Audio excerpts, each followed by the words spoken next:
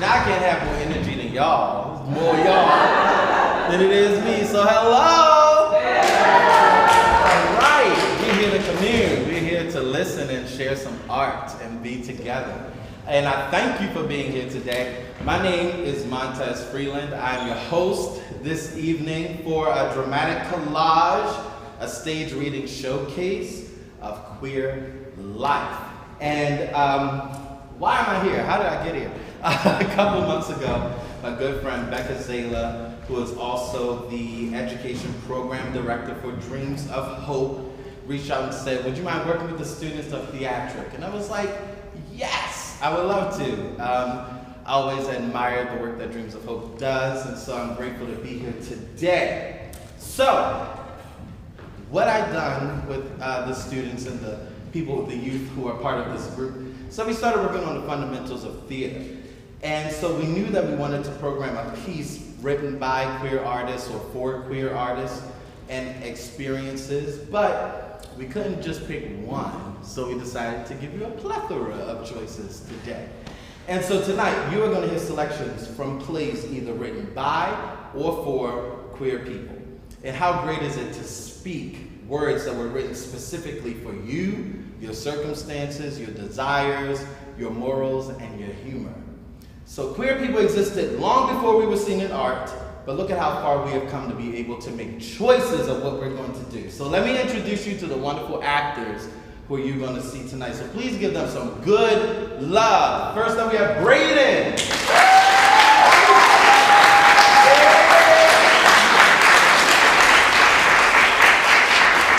Welcome to the stage, Melanie.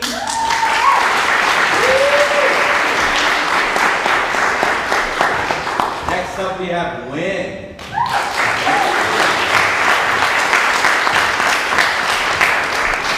And Sam.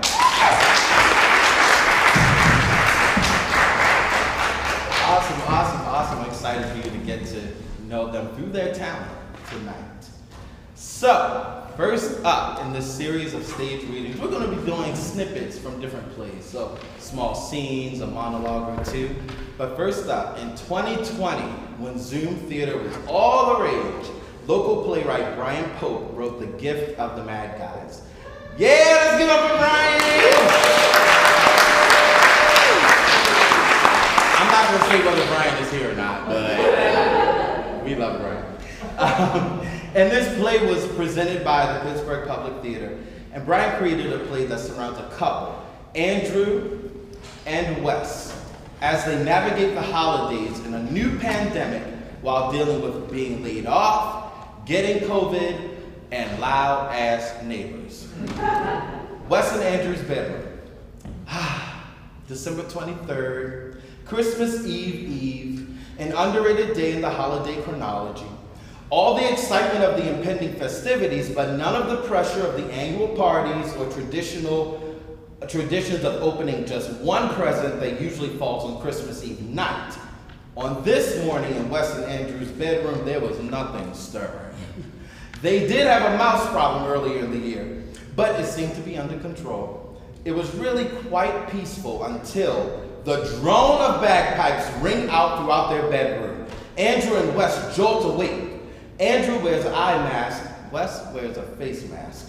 The instruments are screeching and blowing an unrecognizable tune. Disoriented and furious, Wes and Andrew fight against the volume of the pipes. What the hell is that? Oh, it's 5:08. In the morning? Andrew gets out of bed and puts his ear to the floor to listen more closely. When the beating of your heart echoes the beating of the drums, there is a life about to start when tomorrow comes. Do you? Not bad. Why are you singing like this right now, babe? Is it just me, or do all bagpipe songs sound like Do You Hear the People Sing? Definitely just you. Andrew climbs back into bed. Do you know how silly you look wearing that mask to bed every night? Oh, even though my self-quarantine is officially over, I worry about what happens if someone with COVID breaks into the building and our apartment. How will I protect myself? The bagpipes crescendo, the most shrill crescendo ever. Andrew covers his ears, Wes covers his face with a pillow and falls back into bed. Who do we even complain to about things like this? Teresa won't care as long as she gets her rent from him. Maybe I could leave a note? Is that passive aggressive? Maybe the note could ask him to come in here to talk to me. No? A neutral space would be best. Wait! Oh, Wes! I think it stopped. Thanks! Wow. Next up on Hallmark's countdown to Christmas. What? What's next? I am trying to devise a plan here. Wake up! Oh, I'm not the one who woke you. You don't need to take this out on me. There just has to be something we can do to make this guy stop. I just hope it's not a culture thing. The tune sounded kind of depressing. I know that Irish and or Scottish people sometimes play bagpipes at funerals.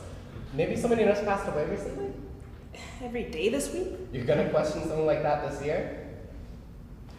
I didn't want to worry you before, but I heard him through the vent having this very in-depth conversation with himself, like two sides of a dialogue but only one voice. He was using words like our, and he mentioned something about duty and his parents and a body. Somebody. And I kept an eye and ear out for anyone coming or going from this place. There was nothing, I swear. Maybe he's on to me. Maybe he's trying to send a message with the play. Somebody? Like somebody, like he was innocently referring to a person. No, definitely somebody. Like a dead person. Wes, have you ever seen Rear Window? No, but that sounds like a very boring movie. What about the remake with Shia LaBeouf? Yes!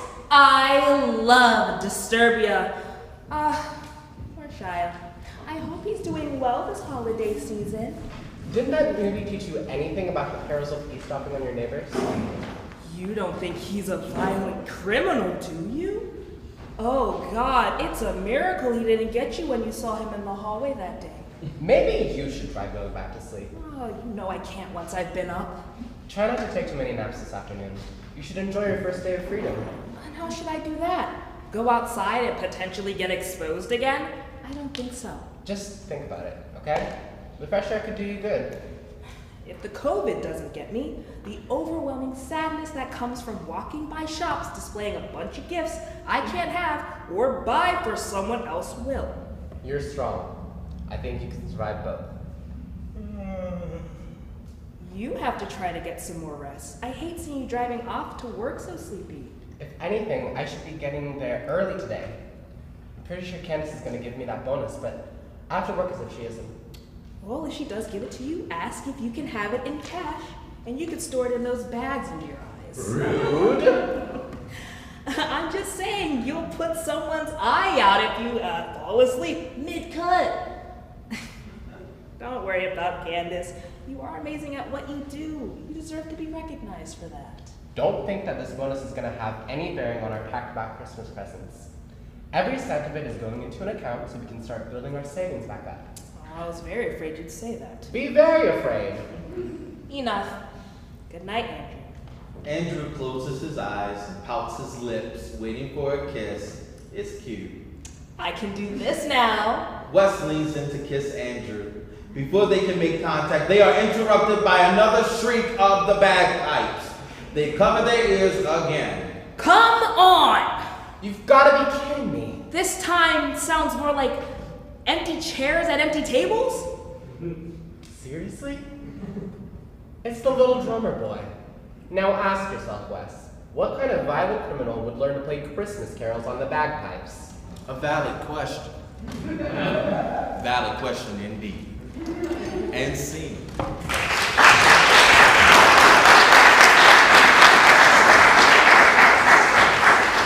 Thank you, Brian. So, some of you may know Cheryl L. West as the writer of what I think is a cult classic film, Holiday Heart, starring Ving Rhames and Alfred Woodard. But in 1991, Cheryl's stage play, Before It Hits Home, premiered at Arena Stage in Washington, D.C. This drama follows Wendell's story as he navigates contracting AIDS.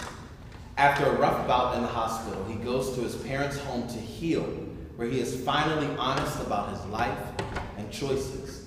When his mother insists that his diagnosis is a result of not praying hard enough, Wendell informs her just how much he's actually been praying in the midst of his suffering.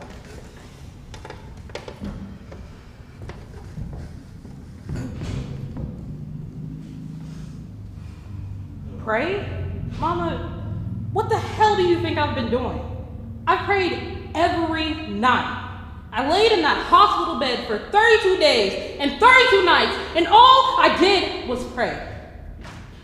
You know how lonely it is, Mama, to lay in a bed that isn't even your own for 32 days? Nothing but tubes and your own shit to keep you company? What is it to bite into a pillow all night so that people can't hear you screaming? No, I didn't even have a quarter to buy myself a paper.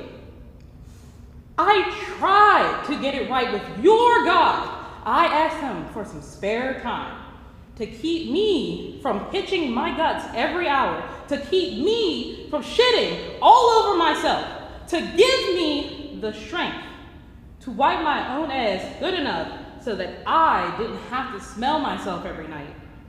I prayed that they would stop experimenting on me, stop the rashes, the infection, the sores up my ass. I prayed, Mama, for some company. I prayed that somebody would get to their room, or get their room wrong and happen into mine, so that I could talk to somebody. Maybe they would even put their arms around me, because I was just so damn scared. Maybe it would be somebody who would come back, somebody who would want to know me for who I really was. I prayed harder, and I prayed to your God that if I could just move on, if I could just get home. I'm not going to apologize, Mama, for loving who I love. I ain't even going to apologize for getting this shit. I've lived a lie, and I'm going to have to answer for that, but I'll be damned if I'm going to keep on lying. I don't got the energy. I'm dealing with it just like how you taught me, Mom. Just like how you taught me with everything else that came my way. But Mama, I could use a little help.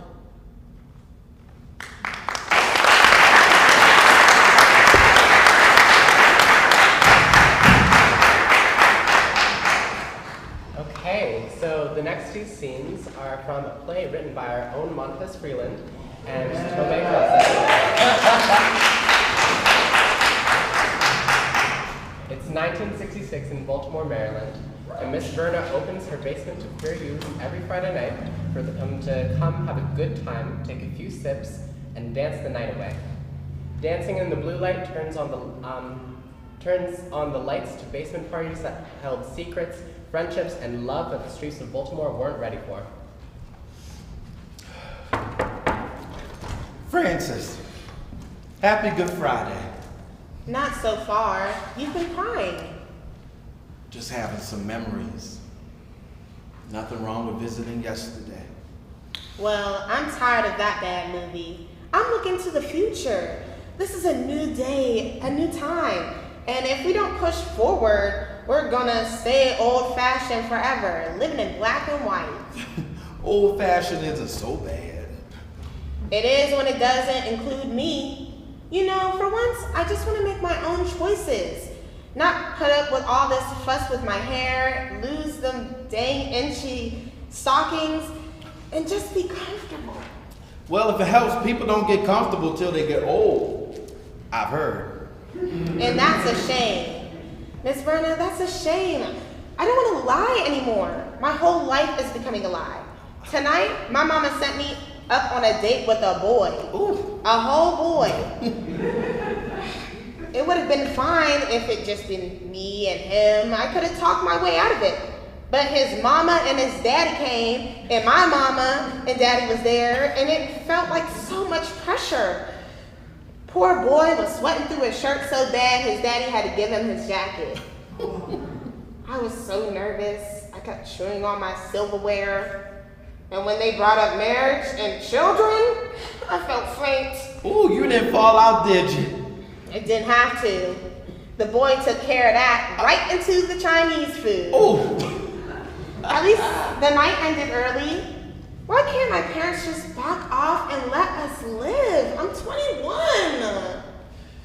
When you get home at night, are the lights on? The house is dark. But yeah, I always see a light underneath my parents' door. Mm-hmm. That's because they can't sleep until you're in your bed. That means they love you. Now, you can grow as tall or as plump as you want, but you're always going to be their little girl. I'm still my daddy's little girl, and I haven't seen him in years. But every Christmas, I get a card with a money order in it. No matter where I move, he finds me. Maybe I should move. I just don't want to move to find myself. Miss Verna, how do I be me? Can't say for sure.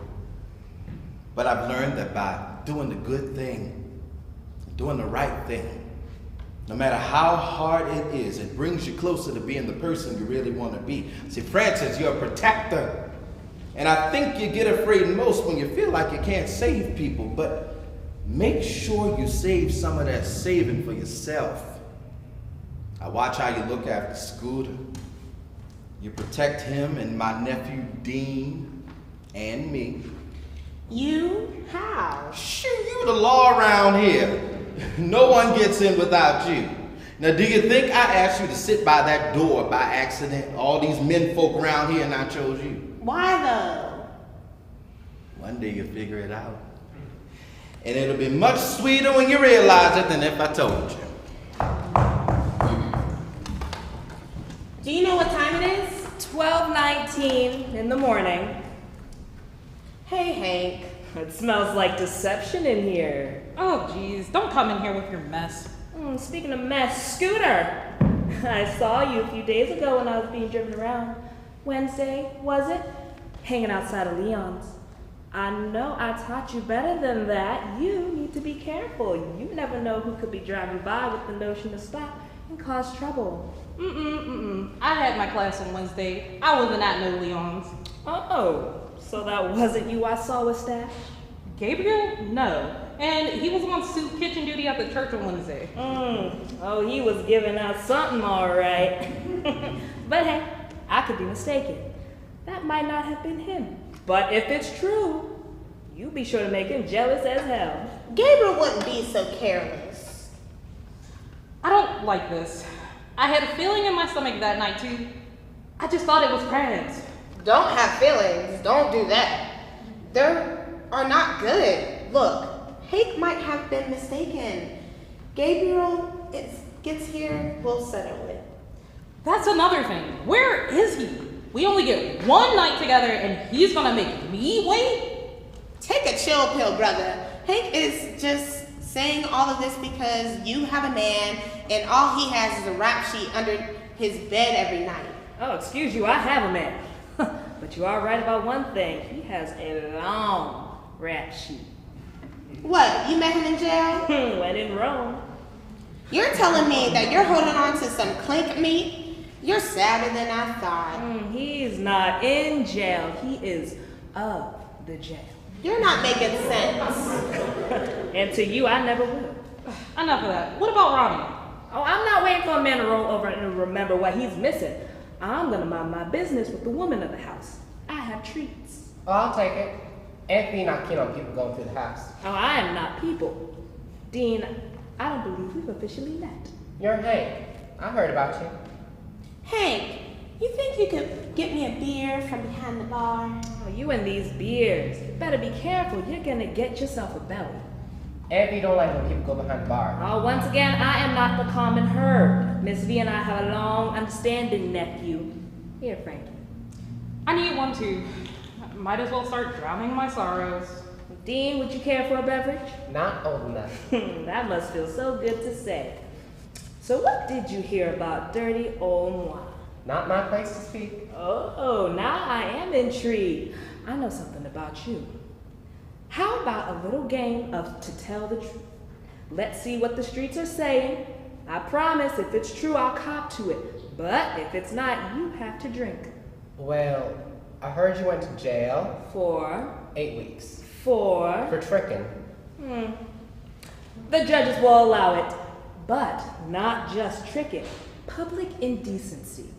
That's where they really stuck it to me. Indecent exposure. Let me be a cautionary tale to you boys and girls. Freedom doesn't live in the wind. It lives in basements like these. And the moment you forget that, you'll do all types of things in the naked light of the night, forgetting that there are eyes everywhere, watching everything and everyone. You understand me, right, Dean? Yes, sir. I'll leave a beer out for you just in case you decide to break the law tonight. But remember what I said. Be careful. You never know who's watching. Don't wait up for me, children. I don't like him.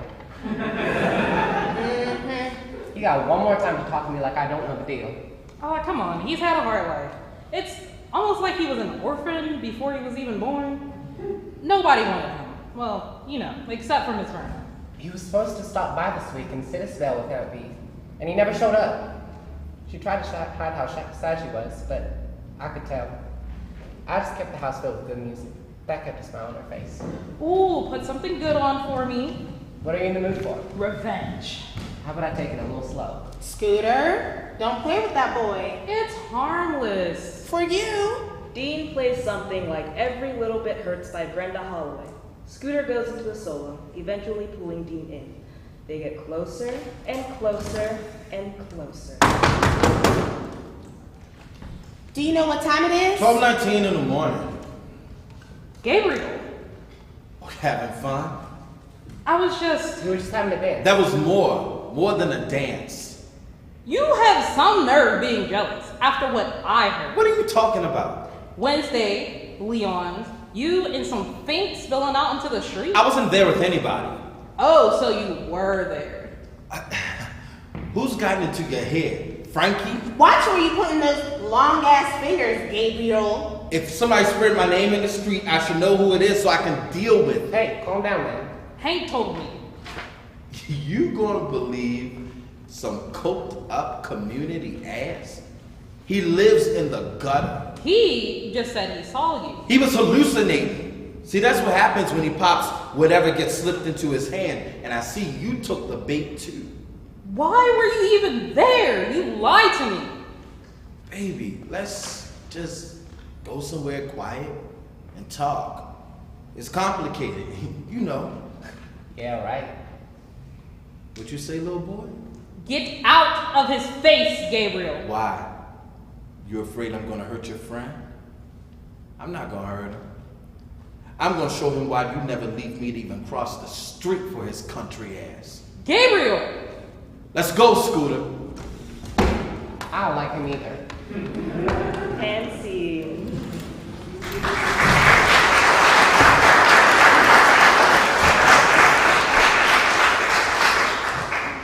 We having so much fun up here. Y'all having fun?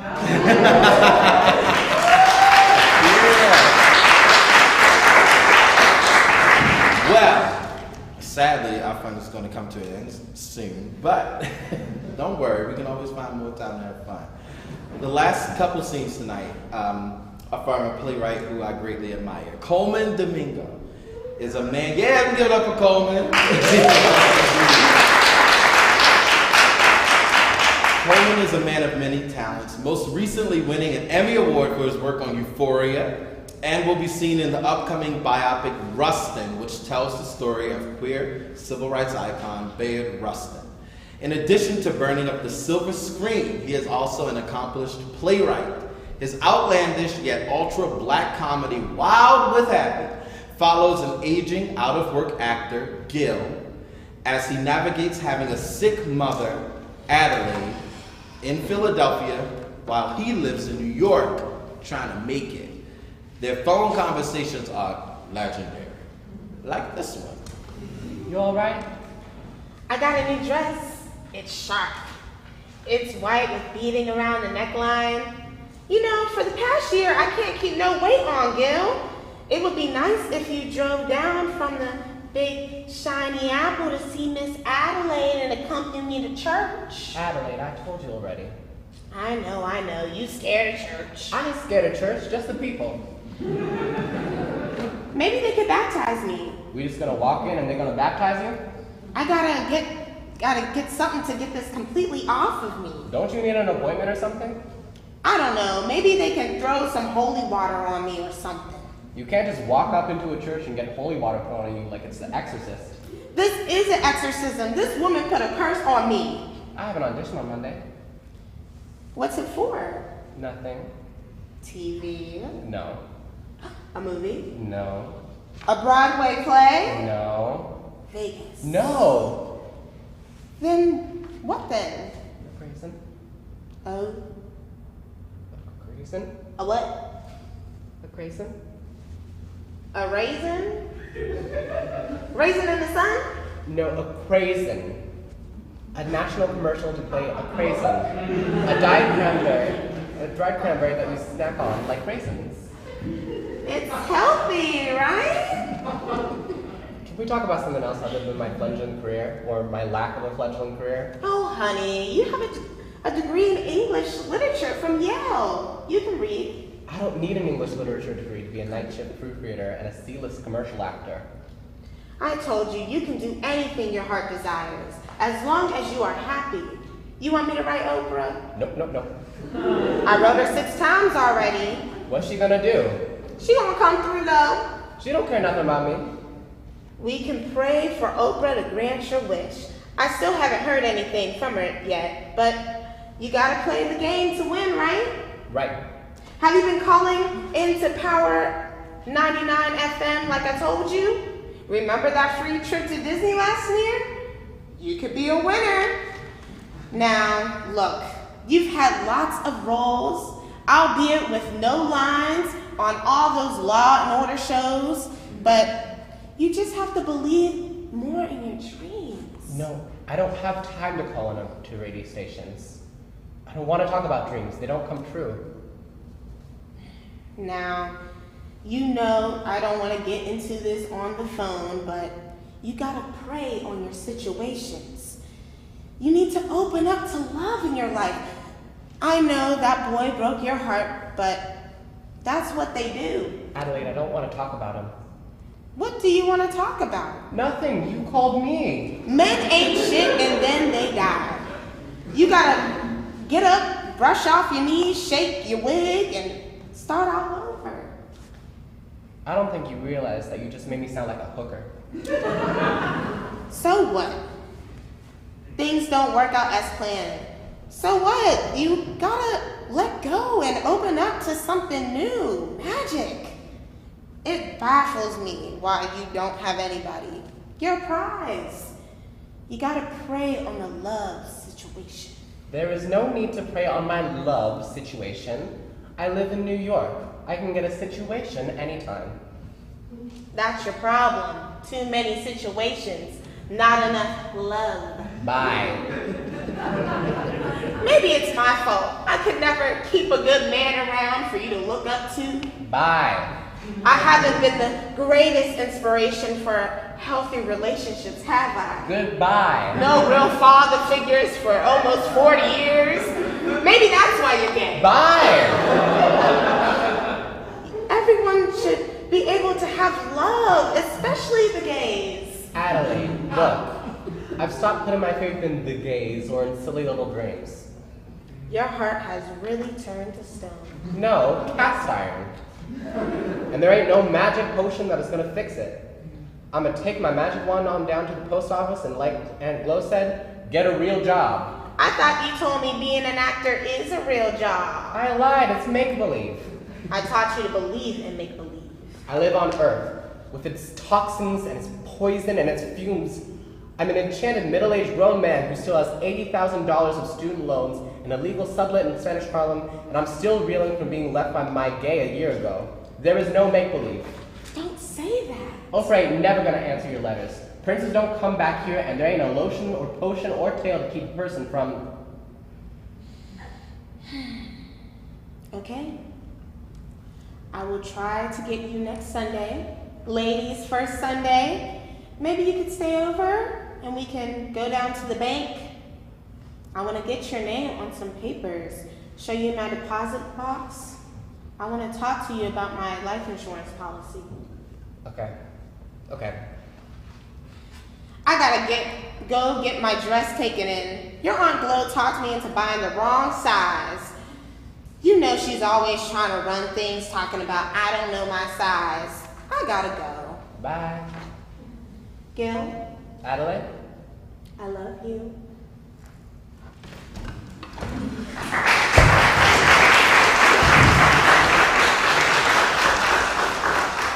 Sadly, after Adelaide passes away, Gil is in charge of her final arrangements. He realizes he needs a little help, so his best friend Mo comes down from New York to help. The two meet in a park to get a plan together. Nice bike! Hola, papi, ¿cómo estás? Ooh, Philly is cute. Damn, they grown up thick up and around here. Mom! Hey, boo! My Your cell phone is out of service. service. Fucking Sprint. They just cut a bitch off with no warning. Damn! How did you know I was over here? The concierge at the hotel told me that you were over here scaring the locals. Oh, so he's been keeping an eye on me. What took you so long? You're supposed to be here yesterday. I got a zip car instead of taking that Chinese bus. All them smells. Colored people and Chinese food. Did you go to the funeral home? I'm sorry, I couldn't get my nerve up to meet you there. I don't like dead bodies. You said that you would be here for me. I'm sorry, I am here for you now. What you need? Oh shit, look at that fine ass motherfucker. Why all the brothers in Philly got beards? Who stalkers and shit. Bean pies. Okay. Done. Death does something to my endorphins. Do you like my bangs? Just 48 hours ago, you and I were laughing at Lady Volva's tranny bingo brunch, and today I'm trying to slay a witch. A witch? My Aunt Glo, Oh Lord, is she the one that rocks the velour sweatsuit? since 1985. Ain't getting on your last dry nerves? She and I don't agree on services or cremation. Cremation? I decided on cremation before I had sex with the funeral director. Sex with the funeral director? I told him that I wanted cremation. He said, if that's what you want. And then Oh my God, what the? Now I've heard everything. A funeral director? A director of funerals? Dead mother? You talking? Checkmate. And I left a shoe. A good one? Kenneth Cole. Oh, let it go.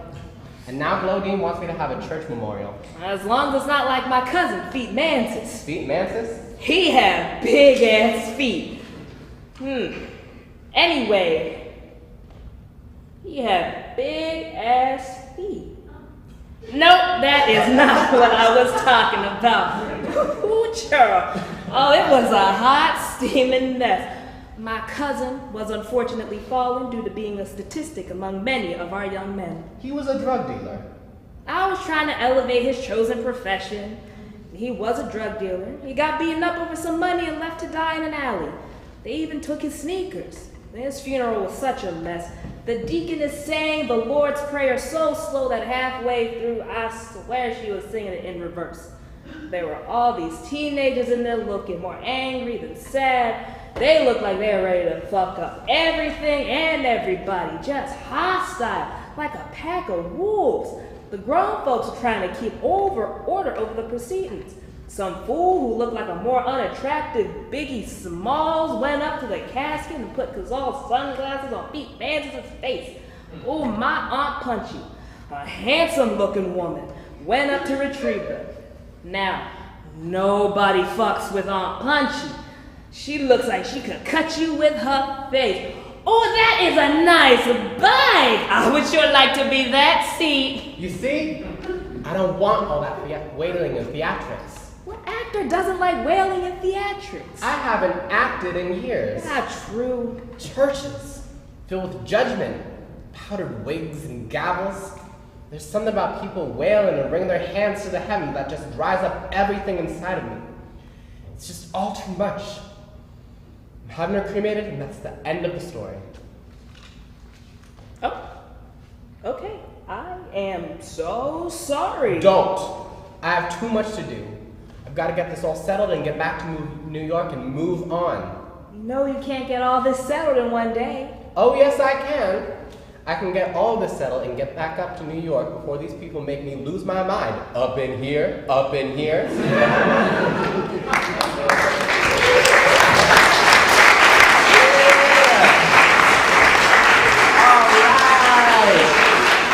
Thank you all so much for coming tonight. Let's give another round of applause for our wonderful pastors.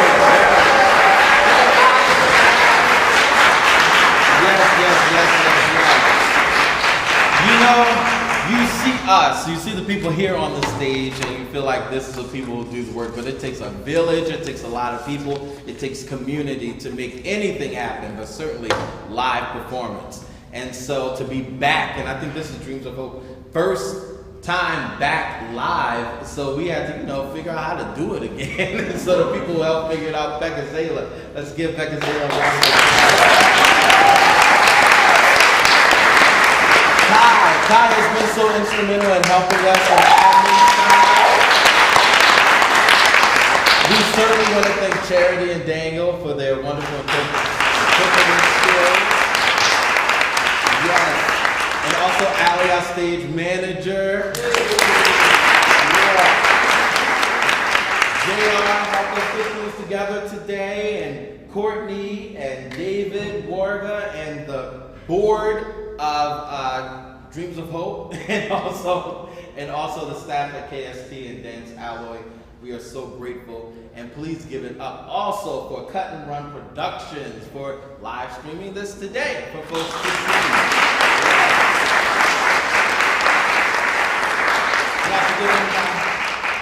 I ain't forget nobody. All right, cool.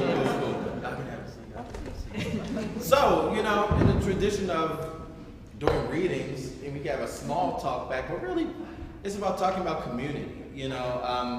This for me has been such a joy to work with the youth. I did not go back into the classroom when the pandemic started. I wasn't teaching kids in their rooms on Zoom. Thought that was weird, but I was so excited to come back and to work with this group. Earlier we were talking about how I wish I had this group when I was their age, and so to get back in this way has been so helpful. But if you have any questions, or if there were any themes tonight that felt like something on your heart or in community that you wanted to discuss, we're here to just chat for a little bit.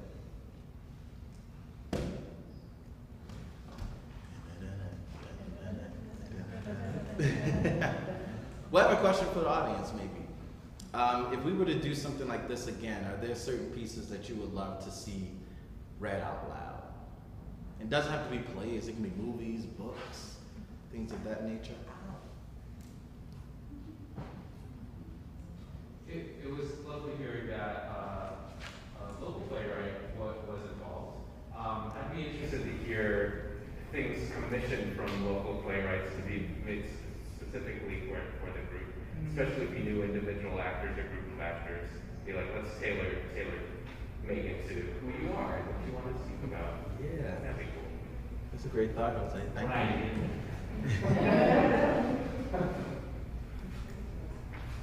Yes. Actually, I have a question. Yes. How far would you guys be willing to travel? To Erie.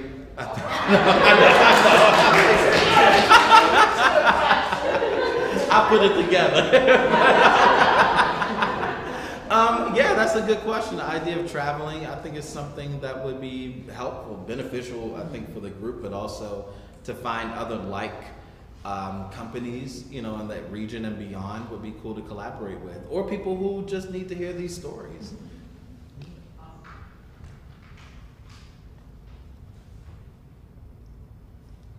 How did you all feel reading those stories?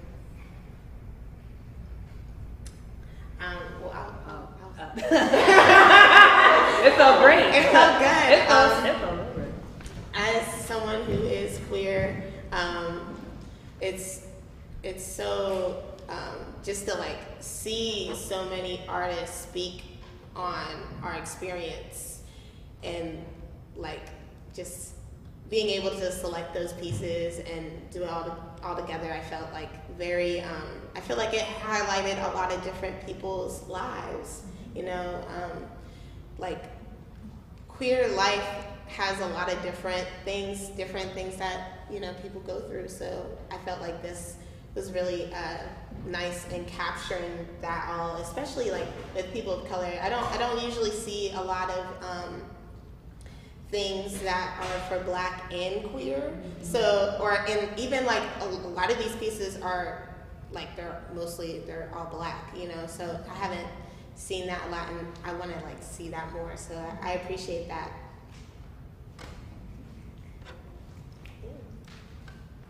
I think you said it all now.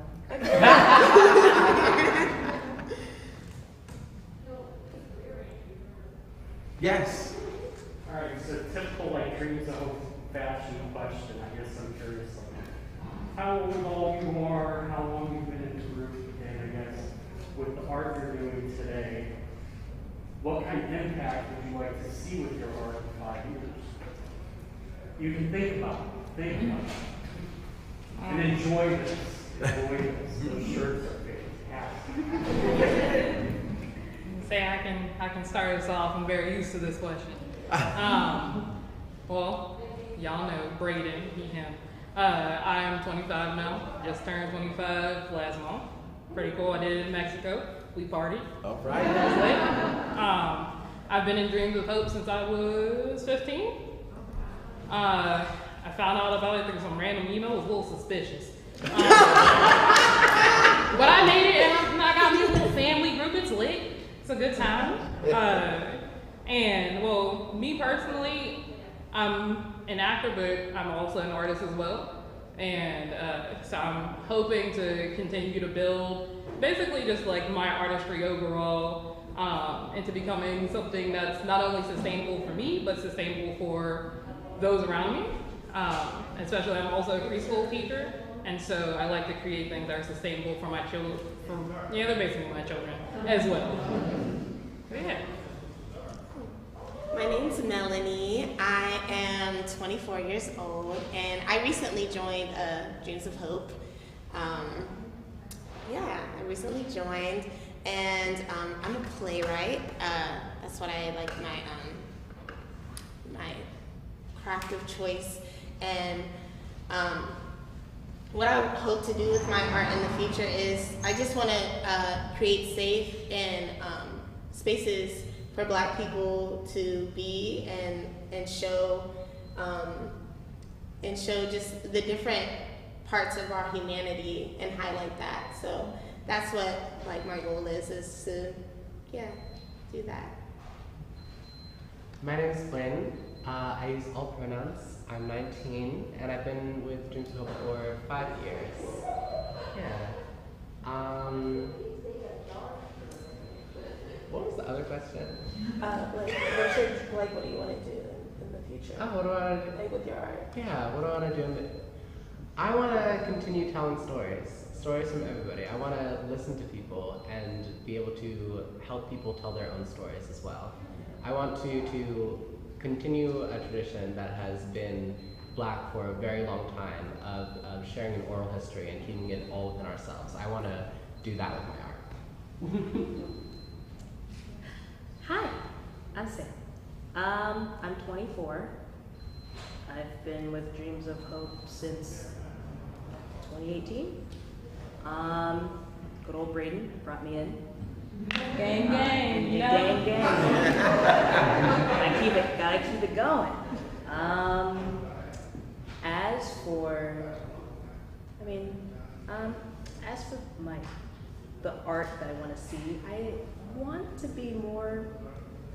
see more spaces like Dreams of Hope expand. More, not saying that, it's not anything more, but going from the Aloy to Greater Pittsburgh, Greater Allegheny, Pennsylvania, country. Erie. The world is our oyster. Just gotta open it up. There's a pearl inside. And yeah, that's all I have. Yeah, y'all.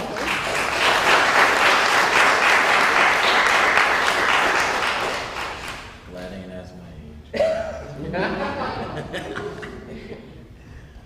Cool. Any other thought? Yes.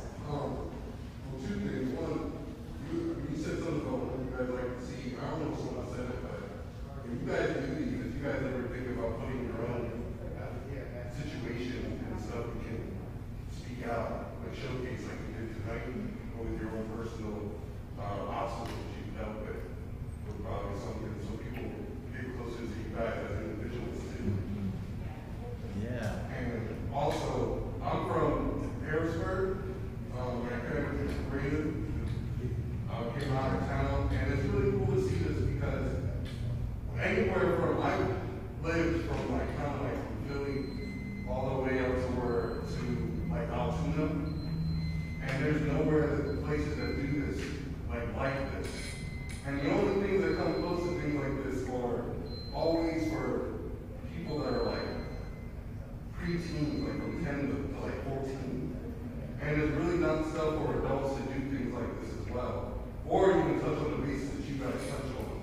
So this is just a statement that I think is very amazing to see this all the way out here. And I think Sam said, I wish that it would kind of be in PA more, that would travel further than where you guys are at. And I hope it does, and I hope you guys just keep up the good work, because I think it's amazing. Everything from your shirts, what you guys speak about, to even your interpreters, because they don't even have that for a lot of things either. And I've dealt with things where they do a lot of, like even plays or even like if they talk about like poetry jams, and they never have anything that interprets other than what people are saying. So I think it's really dope, and I commend all you guys for doing it. Thank you. Thank you. Thank you. That's so I'm very nice. glad that, appreciate those words. And we're able to hold a space for you to say those kind words. And I think, again, I hope we get to expand that way. There's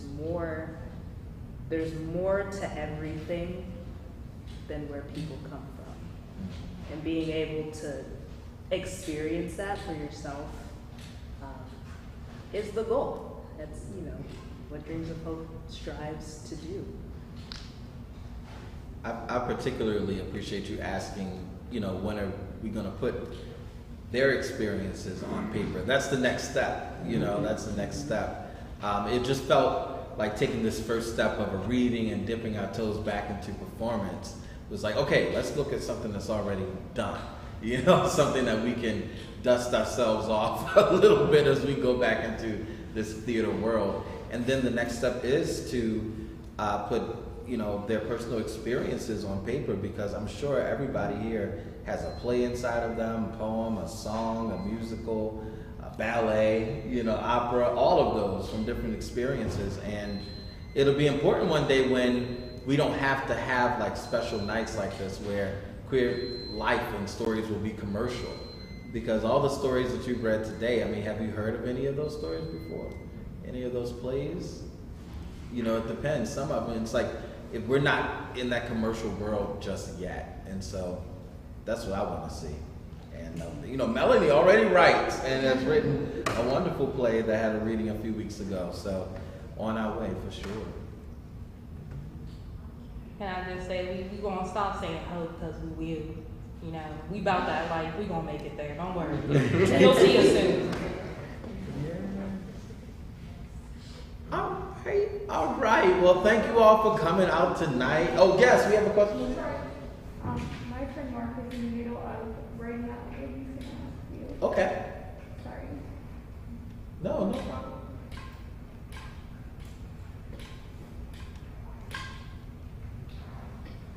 I don't have a community besides the disability.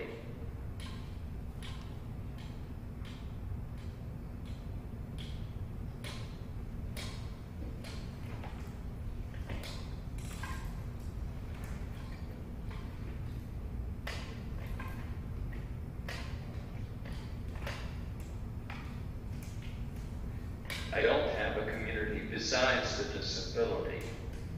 Why?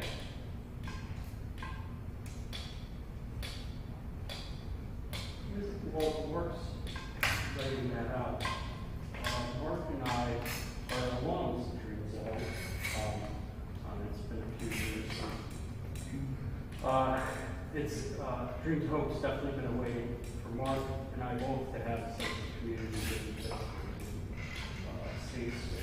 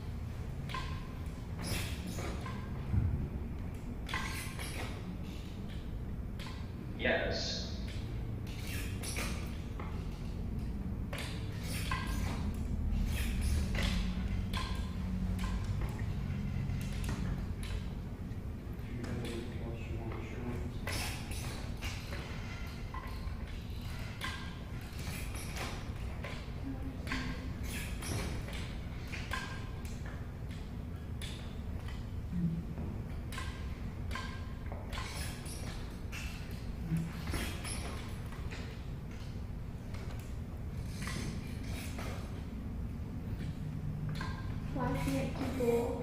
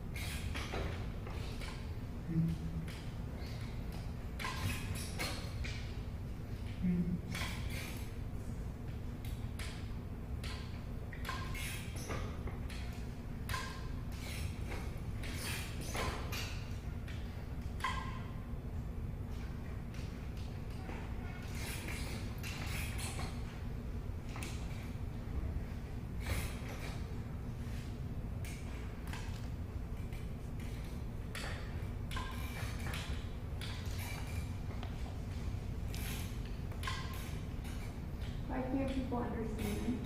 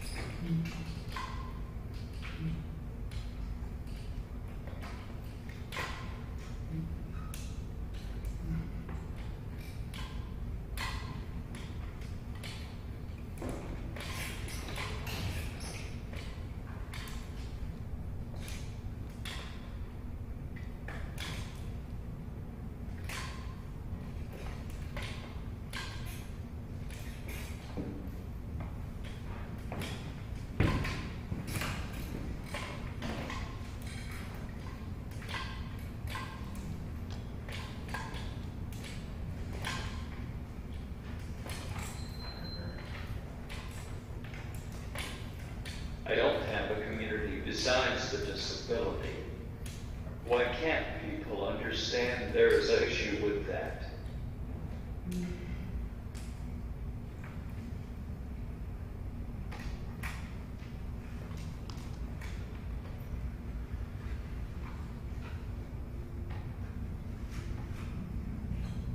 So you think the question is more so, how do we look at the intersectionalities of community? Yes. Yeah, I think that that's extremely important as we kind of look at how we, I think all of us are more than inside of more than one community. You know, if we really think about it, breaking down, even if you like peeps or you don't like peeps, you know? And so it's like I think we all share different intersectionalities. So it's a matter of how do we make space for those groups and for people to realize that most of the time we're all more similar than we are different. And that's not a bad thing. It's not to put us all in one group. But I think it's for us to understand that we need to have the empathy that every person essentially has the same feelings as the person that we sit beside. Yeah. So who cares what you believe and think? You know, as long as we're going to be respectful. Because we all believe the same color, and we all believe red. Yes, we do. Yes, we do. And honor each other's differences, you know? Yeah. Thank you for that question. Yes. Yeah, I love your hair. I want your hair. I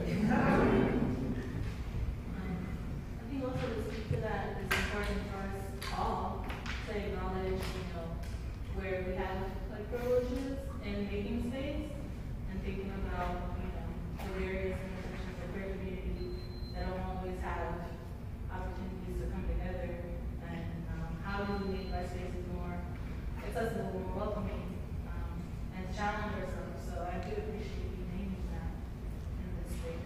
Yeah. So thank you. Absolutely. We talk about safety a lot. We think physical safety, but really psychological safety is what the goal is. To be in a room and to feel as though you can be yourself fully in every room, you know, so that's the goal. But I want to thank y'all for allowing us to be ourselves again, you know, and for being here and to allow us to express through the written word, you know.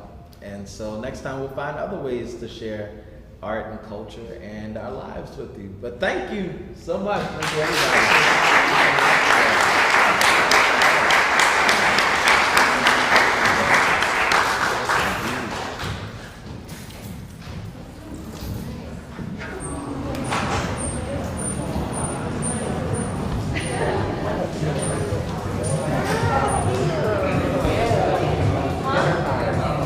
Where you guys want to go?